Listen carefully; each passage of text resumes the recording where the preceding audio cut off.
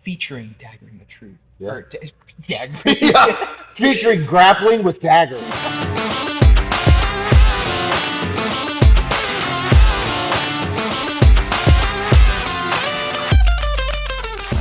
This is the Matside Podcast featuring Grappling the Truth and Dagger Management. We're here today to talk to you about Jiu-Jitsu. This is going to be the first of many podcasts.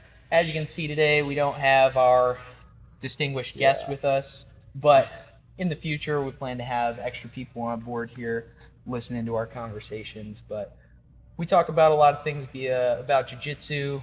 We spend a lot of time here, hours after class, bullshitting, and that's what we're going to do today. Yeah, we're going to talk about figured BS. why not just put it on camera and see what you guys think about it. So what are you going to talk about? I told you, man, I think we should talk about this fool. Who the hell is that? I got a lot of information on him. Okay, this is half a Judo gym, half a Jiu-Jitsu gym, so we do the Jiu-Jitsu stuff. That's whatever the Judo people do. Yeah, so it is kind of pertinent to Jiu-Jitsu technically too. So that's Jigoro Kano, or Japanese always put last name first, so it's Kano Jigoro. He's the founder of modern Judo. So he studied original Japanese Jiu-Jitsu, actually. So in the lineage of things, you had Japanese Jiu-Jitsu, and then you had Judo. Before it became Judo, it was called Kano's Jiu-Jitsu. So who's the guy? So isn't there's a connection between Judo and Jiu-Jitsu? Yeah. This is not that guy. No. Okay. So Kano, before it was called Judo, actually wasn't called Judo. Judo is Japanese for gentle way. And so before it was called Judo, that was when it became really worldwide. It was just Jiu-Jitsu. It was called Japanese Jiu-Jitsu or Kano's Jiu-Jitsu. So Kano taught his students, he had don't quote me on this, but between 10 to 15 initial students learning Kano's Jiu-Jitsu. And it was very, Japanese call it tachiwaza, which is like throwing heavy type of grappling with some ground art. And once he taught those initial students, then those initial students went out and essentially like proselytized. I mean, they went out to the world, talked about their and art. that's the guy. That's the guy. Okay. So right. there is some, there's a lot of controversy kind of around that origin. So the original school of thought was it was Mitsu Maeda that came to Brazil and essentially taught Judo to a bunch of individuals within a town of Brazil. And the original two brothers, Carlos Gracie and Elio Gracie, being the first two students. Now, there's a lot of back and forth as to, did Elio learn directly from Carlos? Did Carlos learn it on his own? Did Carlos teach Elio? All this other stuff. There's actually a book, I think everybody should read it. It's called The Rise of Brazilian Jiu-Jitsu. And it's written by, he's a pro MMA fighter, big time Jiu-Jitsu guy. Oh my gosh. I feel like I have this saved somewhere. Yeah, in it's my Amazon list. The Rise. I'm always looking for books on Jiu-Jitsu. I think Jocko has books on Jiu-Jitsu too. Yeah, he does. Yeah. He does. He has a kids book, like a kids series on Jiu-Jitsu. He does. I saw that. I was like, what is this? This can't be real. Yeah, Jocko he's actually got a lot of books. What an interesting thought though to kind of have, to be like, I'm just gonna make a kids. I think it's about bullying. Yeah, it is. Really, Yeah. So I think he actually wrote that on the backs of Diary of a Wimpy Kid, kind of. Yes, that's exactly what it looks like too. Yeah.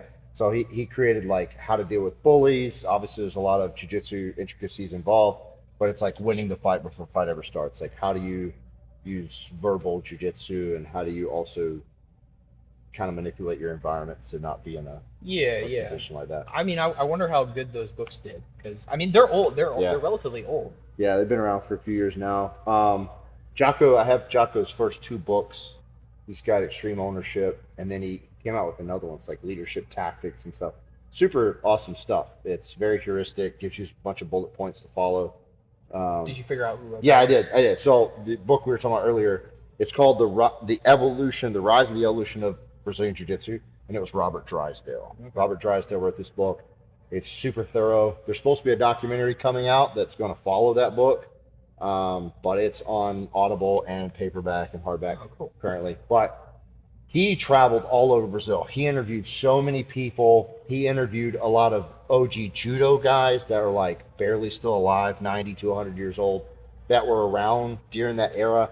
And conceptually, there's some argument that maybe Mitsu Maeda wasn't the guy that directly taught the Gracies judo, but he was the one that was considered responsible for bringing judo to Brazil. At this time, I guess judo was huge in Brazil. It actually just blew up in Brazil out of most any other country at that time in the Americas. It was kind of... Now, the actual Brazilian jiu-jitsu aspect of it, though, didn't it originally come from the fact that the judokos would come from Japan, they would, challenge people in, to fights at events or whatever, and then but the Brazilians found out that they couldn't throw the judokos. They were too good at throwing. So they ended up progressing their ground game to the point where these judokos just couldn't beat them on the ground. So you'd get to the ground and then they win. And that's ultimately how Brazilian jiu-jitsu came about, was just being them trying to beat the Japanese. It was heavy on ground fighting. So in judo, the terminology of Japanese is called hikikomi gaeshi, which is guard pull. That's what it means to pull into, is what they call it, but it's a guard pull. And it is in judo, but it's primarily in what's called kozen judo. It's not in your standard, practiced Olympic IJF style of judo. And it always existed. It just wasn't perfected to the point that the Gracies kind of took it. It was super raw, very unrefined. Judokas didn't want to do a lot of ground fighting. I think some of that was the old school, like the Japanese jiu-jitsu mentality, because they were doing a lot of armed combat. And so they feared if I was on the ground and you could pull out a sword, or maybe somebody came with a spear, I didn't want to stay on the ground too long. So they even in sport judo now, they try to honor the idea that you can do ground fighting, but you better have a submission. You better begin the entry to a submission within 3 to 5 seconds. And if you don't, then they automatically stand you back up and it goes right into throws again. So yeah, it was just, the ground game was just super unrefined, very raw.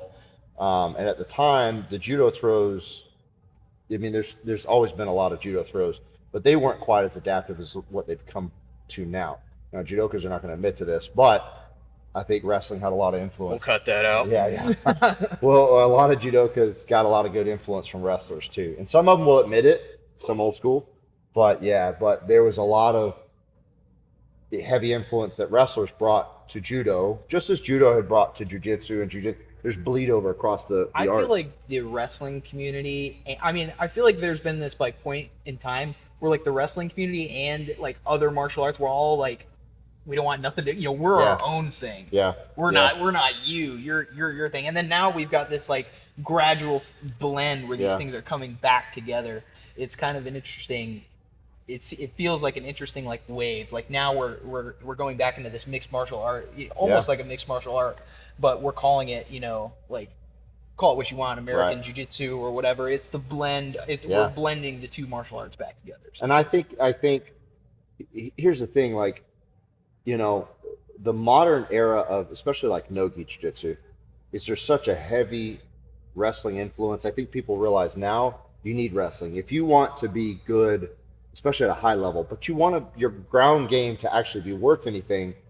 You got to try and get it to the ground, right? Yeah. So your wrestling has to be, I would say a decent level. And then of course, if you're a high level competitor, you got to have good wrestling. And wrestling is entertaining. Right. It is. The stand up in wrestling is just so entertaining. And then I feel like if you combine that stand up with jiu-jitsu, you now have almost the perfect martial art. I think because so. Your ground, the jiu-jitsu ground game is so entertaining as well. I mean, it's so technical. It's so very technical. Throwing in a submission, you don't in wrestling. Sometimes I feel like when the match hits the ground, you lose a little bit of the excitement. It can happen in jiu-jitsu. Sure. Yeah. But I feel like in jiu-jitsu, there's always even the bottom guy, you still have hope. Yeah. In wrestling, the bottom guy still has hope in wrestling, but it's much especially with 30 seconds left. The bottom guy, you're like, oh man, he's got to get up. He's got to get a takedown. He's screwed or whatever. You know what I mean? Where the jiu-jitsu guy, you always have a chance to submit this guy from any position. It's cool you say that because I've seen points where dude will be on the bottom. And even if people that don't know hardly much jiu-jitsu or any at all, they'll watch a match. Guy will be on the bottom. To the, uninitiated, they're watching it and they're like, oh, the guy on the bottom's screwed. And then out of nowhere, you see the guy on top start tapping. And you're like, wait, what happened? Yeah. What just happened? And this guy did some sneaky ninja thing. And that's why that's one of the reasons that Joe Rogan says he's in the UFC is because nobody would understand what was happening. Right. They're like, what is going on? Like, you need somebody there to coach you through. Okay, he's throwing in a Darce right now. Yeah, exactly. And he's screwed. Yeah. You got to choke. He's going to choke this guy out. Yeah. And that's the biggest thing. Like, I think when you're combining two worlds together, like wrestling has the gaminess, the aggression, that, that fight mentality that you need, the toughness. You take that, obviously the stand up and just never conceding a position. And then you combine that with the high cerebral, just sneaky, crafty, technical side of jiu-jitsu, and you put them together and you just have the best grappling martial art. You have there's a change coming because Jason Nolf, that just came in. I think it just came in today. Jason Nolf just signed with the UFC's BJJ league. Oh, nice. So he's now on. He's now in that league. He's going to be. I'm pretty sure he's going to be in the UFC. At the end of this month, they're doing UFC BJJ 1. Yeah. So that's going to be the coaches for that are Mikey Musumeci and then some other. This is actually really controversial right now. Is this other rando gi guy? They're bringing him in to. I mean, obviously, I don't think he's a rando. He has some experience, but at the same, it was supposed to be. I don't remember his name. If you looked it up, you'd probably find it. But it was supposed to be. I think his name is Gio Martinez from. Gio Martinez. Yeah, it's really. They kicked him out. Yeah. Really? Yeah, he's not in it anymore. They pretty much just like dropped him like it was hot, and he's like really upset about it. Gio was a big 10th Planet guy. Yeah. Very big 10th Planet guy, and I mean like. I think they were supposed to have a super fight. They canceled it twice. Oh, really? Yeah. He's pissed.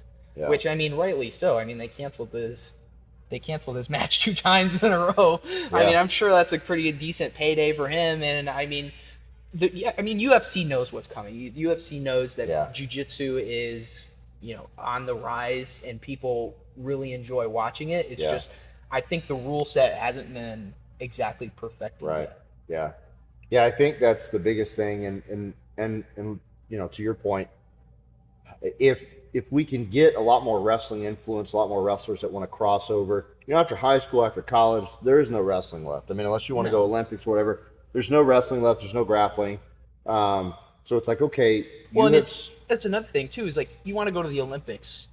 You got to train at the Olympic Training Center. You got to go. Like the thing about jiu-jitsu is you could stumble upon a freaking phenomenal jiu-jitsu gym and then train there. Even mediocre. Like if you're really good, like we're talking, Jason Nolf's a 4-time NCAA champ. We're talking about 4-time NCAA. It doesn't matter where Jason Nolf trains. Yeah. He's gonna freaking train hard. Yeah, exactly. You know what I mean? And he's the type who would move somewhere to train with those elite athletes. But like you could take a guy like that and you put him in jiu-jitsu. I don't think we've ever seen that really in the sport. Not on that level. We've seen some collegiate wrestlers, but it's like D3 Jokos or you got like Nicky Rod. He was Brandon Reed's pretty good. He actually he made it to almost the world championship, I believe. He was right there at it. That's one of Chewy's guys. Okay.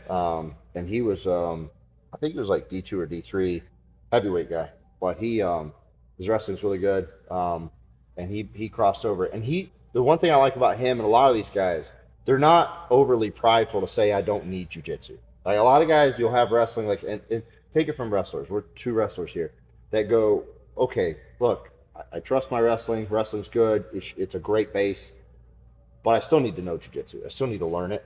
And you'll get some guys, especially like the old school guys, that are like, no, I don't need to know any of that jiu-jitsu stuff.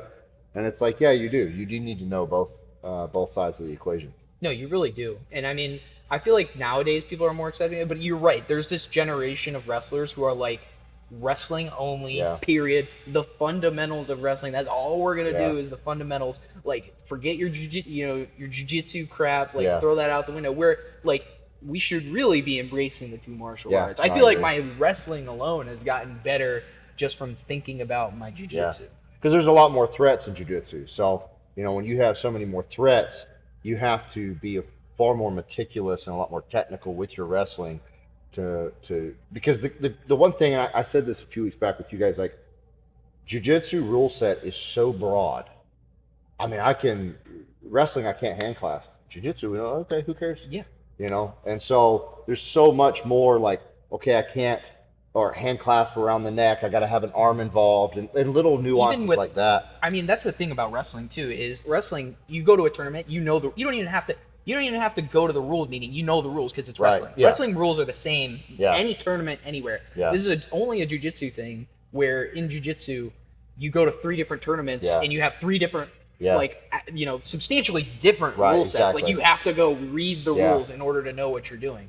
And that's why I'm saying, that's why it goes back to what I was saying earlier, just I don't think jiu-jitsu has pinpointed the perfect, where wrestling, I feel like they've really nailed down the rule set to where like folk style wrestling is like that's my favorite, and it's they've nailed it down. They recently changed the 2 to 3 points. But I will say, when you take folk style wrestling, which has been integrated into, at a minimum, the school systems for nearly 100 years, and it has been relatively practiced at most general high schools for that long period of time, and it's a highly televised event, it does make it a little easier to say, okay, let's create one general standard. Jiu-Jitsu's all over the place because you don't really have that. Now, IBJJF kind of tried to create that, where they're like, this is the rule set, and a lot of the smaller competitive federations, your Fujis, your Nagas, they said, okay, well, we're going to base our rule sets based on IBJJF. So they kind of tried to do that, but there's such a, it's that double-edged sword where I said jiu-jitsu's wide open. So let's say you go to one competition and the rule sets are you can heel hook in a gi, and then you go to this competition that says you can't even cross your foot across the inside of a hip line, which is what we call reaping, and you can't do that. But you go to your gym, and the idea that this is a martial art, it's a self-defense martial art, and especially like our gym here, that one right there, we believe in the idea of, like, for us, like, outside of like poking out eyes and pulling hair kind of stuff, most submissions we're okay with, and we let everybody do everything. I got white belts doing heel hooks, we got, and if there's some type of compression lock we let it happen. Now, tap early, we always encourage guys, don't just go ripping stuff. It's the exact same thing. With that being stated, when you go to a good gym, you're training all kinds of moves for a self-defense purpose, to get yourself out of a bad spot or to end the fight. But these different comps, they don't like that, and so that you have to go to this one, and the rule set's different, and maybe you don't train the way for this one, and then you go to this competition and you don't train the way for that one, because in your gym you're doing all kinds of free stuff that you want to do. And just to touch on the heel hooking white belts thing, like I know people get like super upset about that, but the thing is it's management, gym management. That just goes back to management. Absolutely. You need to make sure that your people are good people, and you're taking, like, if you have somebody that's gonna rip a heel hook on a white belt, you need to bite that in the butt right away. Like, that's not a good person. You know what I'm saying? Where, like, if you should be able to control, like, we shouldn't be changing the rules of jiu-jitsu to accommodate somebody who is like being a douche. Right. Yeah. Exactly. Subpar human being. Yeah. Yeah, I agree. And I think, to your point, it boils down to like gym management. Now, here's where I have an issue. It's like, again, a double-edged sword. When you have these belt farm style gyms that are just so large and they can't even manage themselves, and you get one coach or one professor or one teacher in the middle, and then you've got 100 students on the mat, that dude can't watch everybody. So then either you're understaffed or you're overstudent. And so what do? It's like, well, okay, increase your hours or increase your instructors, have some assistant instructors so that way they're able to watch and that sort of thing. So I say all that because you're going to get somebody in a comment section somewhere and they're going to be like, yeah, but I can't monitor everybody. Then it sounds like a you problem. It sounds like you have a management problem going on there. I mean, that'd be a very interesting structure. It would be cool to have somebody on the podcast who has a gym like that size, just so like we can get their opinion on like how they manage that. Because you're very right. Like, I would, in my mind, I think if you have a gym that size, I would set up like groups. Yeah. You know what I mean? Like, I would set up like, you're a purple belt, you're in charge of these 5 blue belts and these 10 white belts. Make sure that they are following gym. Like, I mean, you'd have to set something like that up. you'd have to take advantage of your pool of Yeah, talent. systemizing your classes is huge. And then you get into all the nuances of, okay, well, what if this student can't show up today, or so-and-so's sick, who's going to cover down, and that sort of thing. So then you go, well, then do I employ people and tell them, okay, you know, you're on the clock for this, and then it's more money for the school. So you have to prioritize, like, are you here to just try and make a bunch of money and then soften the sport out and water it down? Or it's like, how about I make a little bit less money and employ people that can make my gym safer, but also allow my students to train And that's to the highest capacity? And I'd rather do that, which is, you know, I've talked to you guys about that. I would rather either keep my gym smaller to where I can manage and make sure that guys get higher quality style of training, and you're not just off in the corner being lost. Yeah. And no one remembers who you are. You're screwing this move all up, and then I just let you float off into the wind. And that goes back to what you said. It's not a belt farm. It's Right. not about. And also too, this is like a controversial subject. Is just, people trying to make a career out of this. Yeah. Which, I mean, it's great if you can. It's like the Gracies have a lot of like family wealth in the sport. They, the first ones bring it here, so they probably can make a career Right. out of it. But I mean, for like the most part, like, it's okay to have a day job, Right. and Yeah. go do jiu-jitsu in the afternoon. Right. Yeah. You know what I mean? It keeps you sane, and Yeah. like you said, it makes it so that you're not relying on the actual sport itself. Right. Yeah. I think that's huge. And so you'll get people that are going to ask you, then the follow-up comment and the questions is, okay, I want to open a gym, but I have a day job. And then you have to ask yourself, do you care enough about passing on the knowledge of jiu-jitsu, or are you just trying to make extra money and that's your end goal? And if the end goal is like more money, then yeah, you're either going to have to water your sport down, or you're going to have students that are going to get hurt or get lost in the crowd. So it's, if this becomes your full-time job and you want to be on the mats, and it's like, okay, you want to teach or you want to own a school, you start seeking belt farms or trying to build a belt farm, then you're going to have people that get lost. Like I say all that to say this, because like, I don't make money off my school. I don't have enough to where it's like, I'm not even going to say what it is on camera, but the gym memberships is stupid cheap, and I just want to produce good training partners, and I'm okay with that. Now, I'm financially in a position where I can do that. I can come in here at night, not make money off this school, dump the money back into the school, and financially be okay. Some guys have to have day jobs to do that. Some guys maybe even retired, that sort of thing. But, so then you got to go, well, I'm willing to work a day job and then have a high quality school, because I'm going to limit it and not blow it out of the water and try and just make a bunch of money. It means you have to care enough about the art, and you have to care enough about your students. But if your goal is like, well, I just want to be able to make money and I don't care, then you're going to sacrifice a lot of people along the way to do that. No, I think, I don't know about you, but this is episode 1 of this podcast. I think this is probably, a good starting point. We've probably been talking for 45. Our clock's right back there. So we're at 8:45 there. Oh, okay, so we've been talking for a good little bit here, but this podcast is mainly just going to be about jiu-jitsu topics, jiu-jitsu, wrestling. We're going to talk about judo, anything martial arts, grappling, UFC. all things grappling. We're going to probably talk about your favorite grappler, the grappler you hate too. Heck yeah, man. My page, Grappling the Truth, is on Instagram. This is the gym we train at. Yeah. Samson's gym. Yeah, so it's Dagger Submission Fighting Institute, Jiu-Jitsu and MMA. I've called it that because I want to make sure that we are, I hate using this term, inclusive with all grappling martial arts. I put Jiu-Jitsu. It's a little more marketable because everybody knows what Jiu-Jitsu is. But you can call it, like you said, American Jiu-Jitsu. You can call it Brazilian Jiu-Jitsu. You can call it catch wrestling.